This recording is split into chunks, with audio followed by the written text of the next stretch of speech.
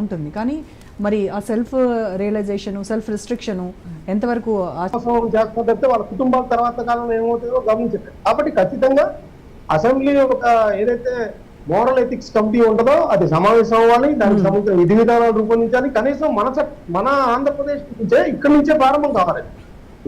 దేశంలోని ఇతర రాష్ట్రాలకు కూడా మోడల్ గా ఉంటుంది. ఇప్పుడు నిన్న మనం తెలంగాణలో కూడా చూసాం ఏంటంటే అంటే నేను అనేది సోషల్ మీడియా ఒక లేడీస్ అనే కాదండి. ఇప్పుడు అక్కడ హెచ్సియు గురించి జరిగినప్పుడు వాస్తవాలని ప్రచారంలోకి సోషల్ మీడియాతో వెళ్తే గ్రాఫిక్స్ తీసుకురావటం, లేకపోతే డీప్ ఫేక్ తీసుకురావటం, ఇలాంటివన్నీ కూడా అంటే అది అప్పుడు దానికి ఉపయోగిస్తారు. తర్వాత కాలంలో మనుషులు హ్యూమన్ బీయింగ్స్ కూడా ఉపయోగిస్తారు. సో అది వికృత వెరితల్లో వేస్తుంది.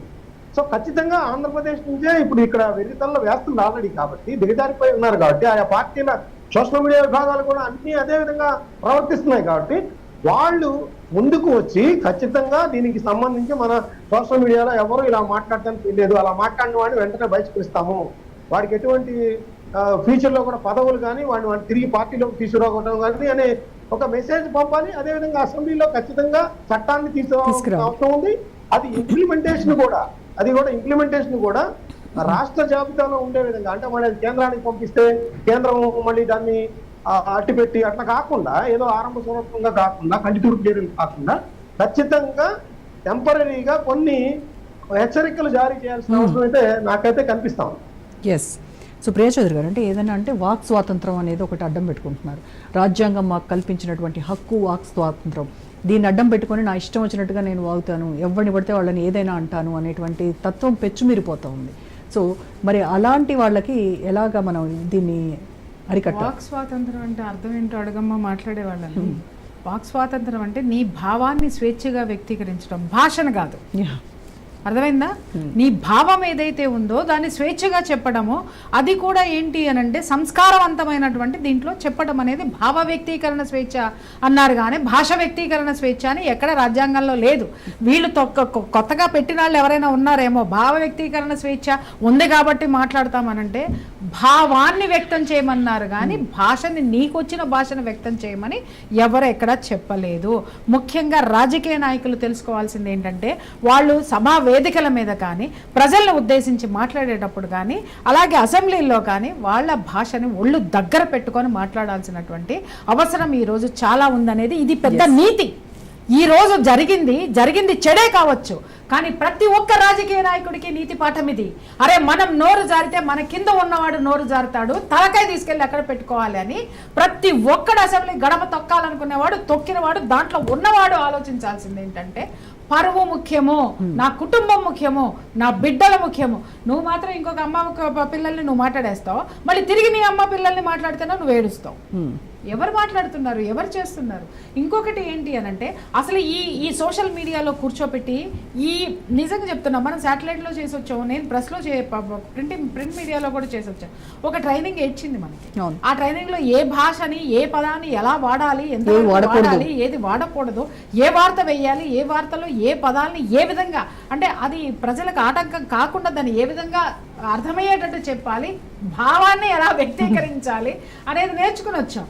ఈ రోజు సోషల్ మీడియాలో కూర్చున్న వాళ్ళకి అసలు భాష అంటే ఏంటో తెలుసా అమ్మ? అసలు ఆ పదాలు ఏం మాట్లాడుతున్నారు, ఏం మాట్లాడిస్తున్నారు, ఎంత చెత్త ఇంటర్వ్యూలు చేస్తున్నారు. మీరు ఏ యూట్యూబ్ ఛానల్ తీసుకోండి, ఇవాళ ఈ మాట గురించే మాట్లాడుతున్నారు, ఇంకొకటి కూడా మాట్లాడుతున్నారు. ఎవరు చూస్తే ఒకరిని కూర్చోబెట్టి ఆ టోపీ పెట్టుకున్నాడు ఒకడు ఉంటాడు, వాడి పేరు గీతాకృష్ణ.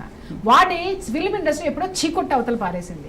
వాడిని కనీసం పురుగు లెక్క కూడా చూస్తారు ఇండస్ట్రీలో, ఎవడు గడప కూడా తొక్కనివాడు. ఆ పెద్ద మనిషి కూర్చొని ఎక్కడెక్కడి నుంచో ఇక్కడ వరకు హీరోయిన్లకు అక్రమ సంబంధాలు ఎన్ని ఉన్నాయో మాట్లాడతారు. మరి ఆ హీరోయిన్ వింటున్న మాకే జుగుప్సాకరంగా ఉంటే ఆ హీరోయిన్లు చెప్పుతో ఎందుకు కొట్టరో ఈ మనిషిని నాకు అర్థం కాదు, బుద్ధి ఎందుకు చెప్పరో నాకు అర్థం కాదు.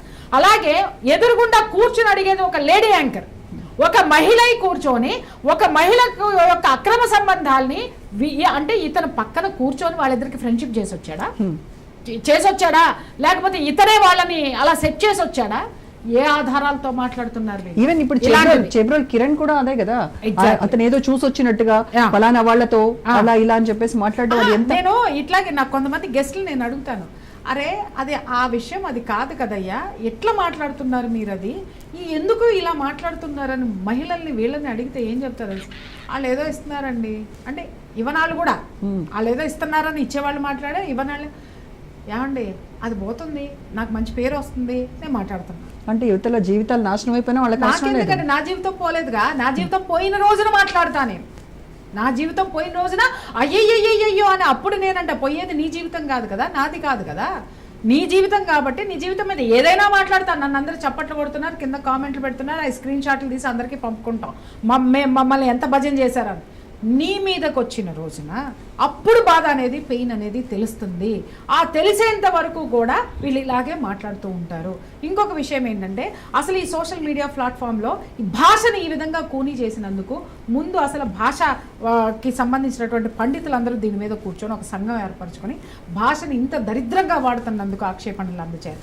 అలాగే మహిళలందరూ కూడా కూర్చొని ఈ భాషని ఇలా ఎందుకు మాట్లాడుతున్నారు, మహిళల్ని ఇలా ఎందుకు రెచ్చగొడుతున్నాయి, ఇలాంటి వ్యాఖ్యలు, అసభ్యకరమైనటువంటి వ్యాఖ్యలు, అనుచితమైనటువంటి వ్యాఖ్యలు ఎందుకు చేస్తున్నారు?